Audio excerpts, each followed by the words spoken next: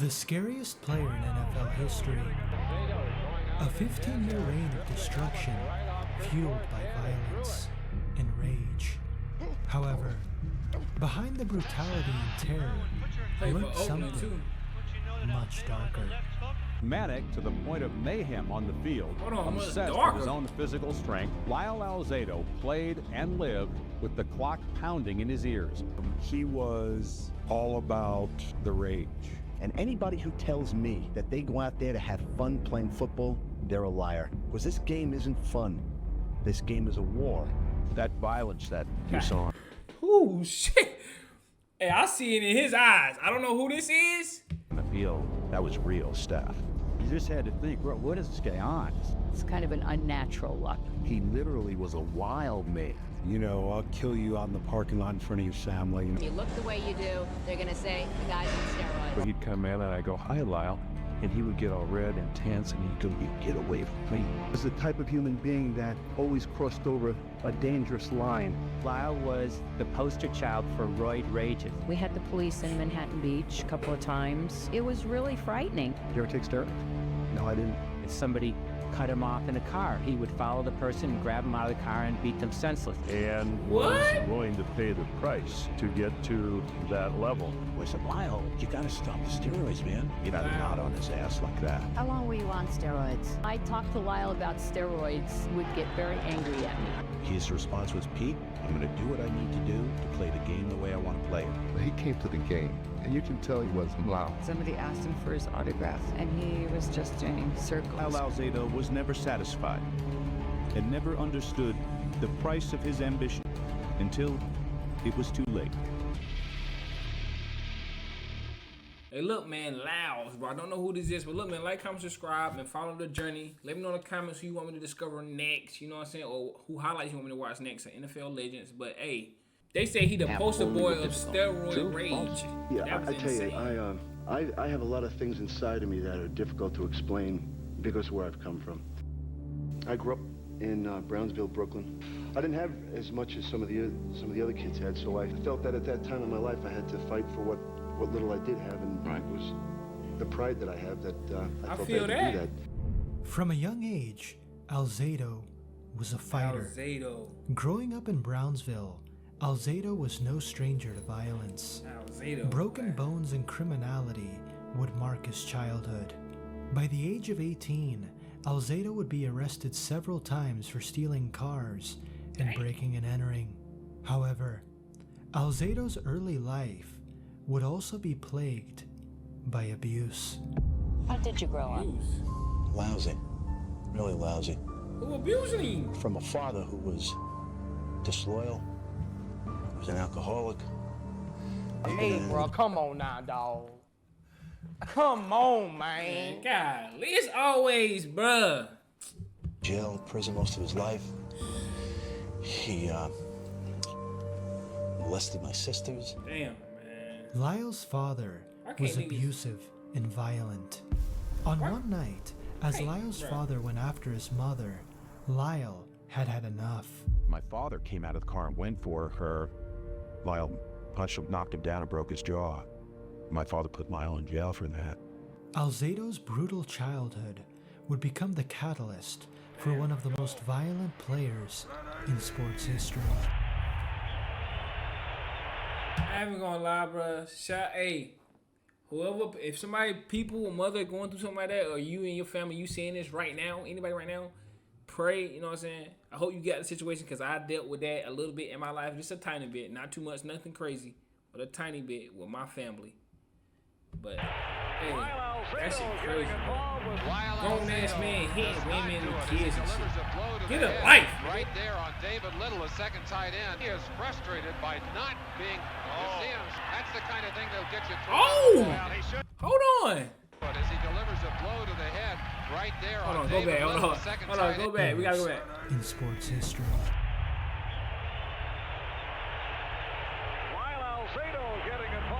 Lyle Alzado does not do it as he delivers a blow to the head right there on David Little, a second tight end. He is frustrated by not being, you see him, that's the kind of thing that'll get you thrown out. He getting a rib shot. The older man and the lady got very nervous, so I jumped up and and moved over to where they were and said, why don't you just be quiet before I take your head off. They left, he was there just...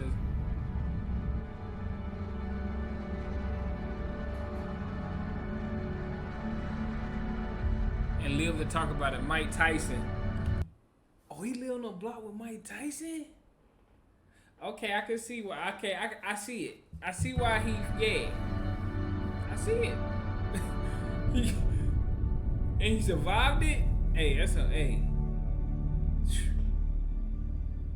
Different. He's one of the few men in the NFL who has achieved the destruction of a training machine. I tell you what. Y'all got them. 1971 NFL draft. Alzado waged war on the league. Lyle Alzado, number 77, is an avalanche of a man who can bench press 500 pounds. And when he hits you, says y'all, running back, he crosses your eye. Millennials and old folks, bro. Lyle weighed y'all 295 pounds with a 4.75 40-yard dash and benched nearly 600 pounds. And soon, a single emotion would define his play and legacy. Rage. He was 4'7", he was Alzado's fast. combination of speed, power, and violence instilled fear into his opponents. He would walk around as he was building toward game time, and he would just go so that by the time he got on the field, he literally was a wild man. And quickly made Denver's defense one of the most feared in the league. However, Alzado had a secret. Alzado. What was Alzado's secret, bro? I had a lump under my skin from Many athletes think they can put you on top and keep you on top. Who uses them? A lot of people in almost every sport and at all levels. What is this chemical spinach that can make so many athletes feel like Popeye? It's a form of cholesterol known as an anabolic steroid. My first year with the Broncos, I was like a maniac. I ran out anything, everybody. How long I was taking steroids, and I saw that they made me play better and better. Alzado's first experience with steroids would occur in college. Quickly realizing how undersized he was, was they not testing or something? Was they not testing back then? They was like, hey, we gonna test them. They can do what they want. He needed to bulk up quickly. He wasn't the biggest or the fastest or the strongest, but he knew that he had to make himself bigger, thicker, stronger. And faster. Dianabol, a powerful anabolic steroid that rapidly builds muscle mass and strength. And soon, Alzado would go from 190 pounds to 300. He had a huge overflowing grocery bag full of every different imaginable type of oral anabolic steroid, injectable anabolic steroid, steroids that had pictures of horses on it. He had all sorts of injecting devices. That's what made me a football player. My moves on the field. This nigga crazy. In 1974, Alzado would have a career year, amassing 13 sacks on the season. Alzado would quickly become a fan favorite and an icon in Denver. He had come a long way from his nightmarish childhood, but something from his dark past continued to emerge, and he finally decided it was time to confront. What was that? His father? Nah, don't do it. Alzado hoped that after all the success, his father would be proud, but it was not to be. The old man made it clear he was not impressed and wanted nothing to do with his son. Needless to say, the boy inside Lyle was crushed. Even separated by an inch-thick plexiglass and many years, his father had managed to make him feel like a useless, beaten child again. Lyle walked away from the prison and his old man and never looked back. And he had a lot of anger, and he had an emptiness inside himself. He was always terribly frightened about turning into my father. Well, your father can really do something to a little cool kid, bro. I mean, some fathers, I mean, I'm not a father, but my father wasn't really in my life. He is a little bit, but not too much. I mean, but a bad father can really mess a kid up something crazy, bro. Like, even though he was in the Steroid use NFL, was my dad's alcohol use. you The still got it in sweet, the back of your lovely, mind. generous little boy and the angry, Crazy. violent, addicted mood.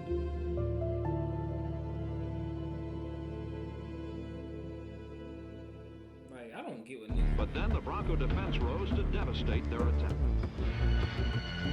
the first week, right defensive tackle Lyle Alzado is still He had 13 sacks though his second year though. Stop playing with him. in the NFL. In 1976, Alzado would suffer a severe injury, causing him to miss the entire season. Moreover, tensions between him and the coaching staff were rising. His drug use would become more intense, his mood became more volatile, and Alzado had a stark realization. After my knee surgery, I woke up to the cold, hard fact that at any time my career could be over. It could end like that. I desperately wanted, more than anything, to win a Super Bowl. It was an obsession. In 1977, the Broncos and their vaunted Orange Crush defense, led by Alzado, would dominate, leading to a Super Bowl appearance. A game in which... What the fuck did I just watch? Boy, that shit scared me. That was like a jump scare. He's dead. A game in which the roid-fueled Alzado would play the game of his life. Lyle Alzado at about 2:52 caught Newhouse from behind, and he was 15 yards whipped when he started to run. But would ultimately fall short. Bro. In 1978, a disgruntled Alzado and the Broncos organization ran into a contract dispute.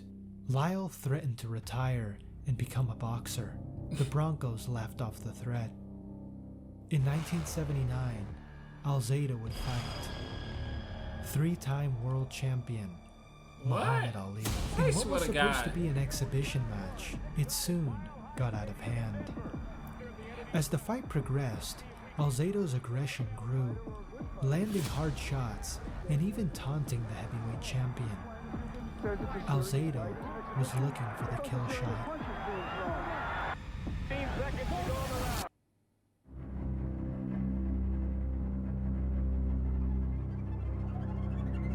Nah, he was boxing? Never. He was really... Nah, he could box though. Nah, this is insane. I ain't gonna lie. I ain't gonna lie. What's the term for y'all old heads? Well, not old heads, but like older people from this era. Ain't this like millennials or something like that? Bruh, y'all was different. I ain't gonna lie. Y'all was different breed. I ain't gonna lie. I'm keeping it 100. Y'all was different. I ain't gonna lie. I'm keeping it 100. Y'all be right sometimes about us youngins, man. We gotta start like, y'all was different. I did things only crazy people do. Once in 1979 in Denver, a guy sideswiped my car and I chased him up and down hills through the neighborhoods. I did that a lot. I'd chase a guy, pull him out of his car, beat the hell out of him. I was with Alzado one afternoon where he goes, listen, Frank, let's go grab something to eat. And he was in a little bit of a cranky mood, you know? So I was like, oh shit, man, this is not good. So we're driving along Central Avenue towards Inwood, and some guy cuts him off. This maniac gets out of the car, walks up to this guy's convertible, puts his fist through the top of the convertible and grabs the guy by his hair. And he's doing like an Alzado screaming in the middle of Central Avenue. I'm like, I jump out of the car, I'm like, get in the car, get in the car. Okay. So he was juiced to the max. He was juiced to the max. I think Alzado was traded for an 8-round pick. He was traded for an 8-round pick. It's nasty work.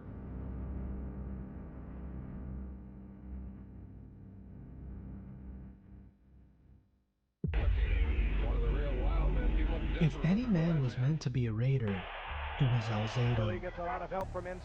Rage, violence, and brawls would define his first year in LA. And in 1982, Alzado would win Comeback Player of the Year. The Raiders would earn a playoff berth, and Alzado would have the opportunity to exact revenge on his former team. 77. Boom. That hurts. Yes, it does. Today, the Browns and the Raiders meet again. Now to NFL 82 in New York. Alzado played with reckless abandon, delivering tackles for loss, punishing the quarterback, and abusing opposing linemen. Down in the trenches, look at the line play. Lyle Alzado going against Matt Miller. Walks back to the huddle, number 77, Lyle Alzado and Matt Miller at this time. Deacon could not continue. A game played with so much rage Is he? and energy. Hey, is he crazier than Lawrence Taylor, bro? Who you got, him or Lawrence Taylor? Who the crazy? Who's the most cuckoo for Cocoa Puffs? He concussed himself in the process. Receptions. That nigga fought Ali, though. That is crazy. Right into Alzado. That nigga tackling. Charles at 185, not going to win that matchup. But Alzado's triumphant revenge game against his former team would be overshadowed by the very next game. A game that would contain one of the most violent outbursts in NFL history. Oh, he threw a hammock? Oh, he Myles Garrett, huh? The Super Bowl tournament, Brown 2, Angeles Raiders. Super Bowl tournament. In a divisional playoff game between the Jets and Raiders, Alzado would become increasingly irate, particularly against Jets lineman Chris Ward. Fairly well, but this last play in which you removed the gentleman's helmet and struck him with it doesn't seem to me to be in the book. At the time, there was no rule saying that you couldn't use a helmet as a weapon. What did he do to you to provoke? What? Nah, this guy is crazy. You know, you're supposed to play hard and with as much violence as possible. Right. He's got the, you look at it, just stripped the face that was caught and threw it at Chris Ward. Covered. That seems a bit malicious. As a result, the league implemented the Alzado rule. A player may not use a helmet that is no longer worn by anyone as a weapon to strike, swing at, or throw at an opponent. What about Chris Ward? Yeah, I don't like Chris Ward. He's a big mouth. He's a hot dog. He runs his mouth. And if I had a chance to have him swallow his helmet, I'd have done it. I ain't gonna lie. In 1983, the Darth Raider would help propel y'all a the different breed, man. Y'all are a different breed. I tell you what, y'all different. Raiders to the top of the I NFL. like it though. The Raiders' ferocious defense and Marcus Allen's dominant season would propel them to the Super Bowl. Marcus Allen, running back. Mile stretch. What's Marcus Allen? Decapitate Joe Theismann. Well, let me know in the Super comments who Bowl Marcus 18, Allen a is. matchup between the two My best football knowledge teams. ain't Alzado recollect. played ferociously, but would ultimately fall short on his threatening claim. However, he would claim something far greater. And the Lombardi Trophy will go to the Los Angeles Raiders. They won it! Alzado's career had reached its zenith. From a poor kid from Brownsville to a Super Bowl champion. But behind the veil of glory, Alzado's drug-fueled world was beginning to spiral out of control. Hey, at least he won it though. What came Ray Brown? He won it though. What year was that? Hold on, I ain't know the Raiders won that. Who the hell they had on that team to win the championship? The Raiders? Somebody let me know in the comments, man. I might gotta see who on their team. We might gotta see what's up with that. Alzado's drug Marcus use Allen. was at an I think I heard all-time that name high, before. spending $30,000 on steroids alone, leading to severe mood swings and violence. From 1984 to 1985, the police would be called a total of 5 times to the residence of Lyle and Cindy Alzado, Oh, with Cindy man. alleging each time that Lyle had physically abused her. But the police did Man, you want to be a goofball. Following your father's footsteps, man. See, I know some people, they see stuff like that and then they go the other way. They're like, never do that again. But some people, they see it and be like, I think it traumatizing and they make them do it to other people. I'm like, bro, come on, Isaiah. not arrest Alzado. It always ended with the policeman asking Alzado for autographs. Cindy attributed his violent outbursts to his increasing level of steroid use. See, man. See, now them officers want me to, I want them Sugar Ray Robinson, them officers. You want an autograph from a nigga putting his hands on the phone? Y'all some. Noting that his personality in had this become world, boy. increasingly volatile, and Cindy would soon divorce Stupid. Lyle, attributing the cause to Lyle's steroid usage. Nah, and take accountability. Ain't no fuck that. Nigga, ain't no steroids, nigga. You ain't gotta put your hand on nobody because you taking steroids, boy. What's your problem? And let's see, that is was Lyle Alzado who was shaken up. We'll be back. Alzado's career was over. Damn, where? Is In that fast? 1990, at the age of 41, Alzado would attempt an NFL comeback with a bit of help from a new drug, human growth hormone, aka HGH. At the age of 41, Alzado was bigger than ever, but now, steroids were now deemed illegal by the league, HGH included. To beat the tests, Alzado took masking agents to avoid the detection of steroids in his system. He arrived at training camp, foaming at the mouth. But many on the Raiders roster were unsure of Lyle's late comeback, but those doubts were quickly put to rest. During a practice, Alzado was held by an opposing lineman. He responded by tearing off his helmet. Alzado was back, but his body would begin to fail him. Lyle had blown out his knee during practice, and a short while later, he would collapse. Damn.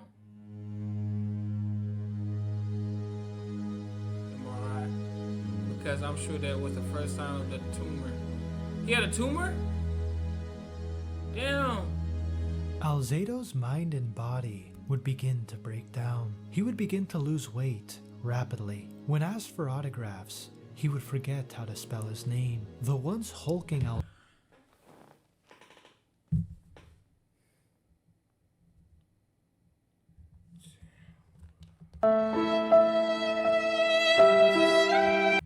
That shit, bruh. That shit make a nigga name. Bro, why stories gotta end like this, bro? I hate that shit, bro. That shit make tears come out. What? Damn. Alzado soon looked like a shell of his former self, losing nearly 100 pounds. And as the cancer ate away at Alzado, so did the dark truth of his rage-filled career. Over 60 pounds lighter and struggling just to walk. You know, the big, massive guy that I was, I hate to admit this, but it was all phony. Diagnosed now with an inoperable brain cancer, a condition that he blames on his steroid use. How long were you on steroids? His fiercest competitors who was in the fight of his life. It was walking down the aisle at his wedding that he noticed he really couldn't walk the straight line. He kept veering off to one side. How tough is this to do this? It's a little frightening. You'd still have to wonder, and somebody who, you know, as he admitted, did so much to abuse his body that way with steroids and growth hormones, if that did not have some sort of effect. And either I'm dying or something that obviously a lot is wrong with me. If I can make sure that they don't go through what I'm going through, then I'm happy for them. He came to the game, and you can tell he wasn't loud. I don't want anybody to have to go through what I'm going through. If I had to make the decision to be part of pro football for 16 years, to take the steroids that I took, the growth hormone for my comeback, and all the other stuff that I did, I wouldn't give up my life for it. He just thought it was something he was going to beat. Damn, bruh. Damn, bro. That shit crazy. So it was like the amount he was using. Like he was using all that stuff. I know some people take steroids like other people like Barry, but other sports, they probably won't take it as much. Growth hormone pills and all that other stuff. Like, damn, bro. Damn. And this stuff just took over. I'm trying to love everybody. That's what I'm trying to do. To be honest. Or, my strength is my heart. If you're on steroids or human growth hormone, stop. I should have. Lyle Alzado went from a troubled childhood in New York to tiny Yankton College in South Dakota to stardom in the National Football League. And today, he died of cancer at 43. Damn, 43! In Alzado's relentless pursuit of greatness, he had sacrificed everything. His morality, his legacy, his body, his mind, his family, his life. The tragedy of Lyle Alzado, a Super Bowl champion who sold his soul in the pursuit of greatness and paid the ultimate price. And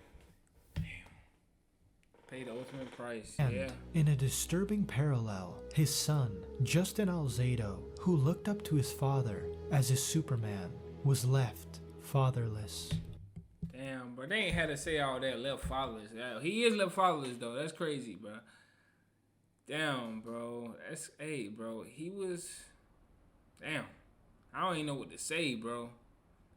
It's like, I don't even know what to say. Like, I mean, when you pursuing something, or well, when you in the pursuit of something, bro, and you feel like you gotta do something to get ahead, man, really think about what it's gonna do in the long term, bro. I mean, you could say what, it's crazy, bro. Damn.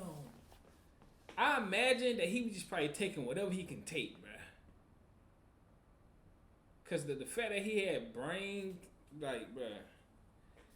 Like, comment, subscribe, man. Let me know in the comments what y'all think about this story. Let me know if I should discover more legends like this, man. Other players. Let me know who highlights to watch next, bro. But this story was insane, bro. Insane. But I'm gonna see y'all next video, man. Y'all already know what's going on, man. No cap.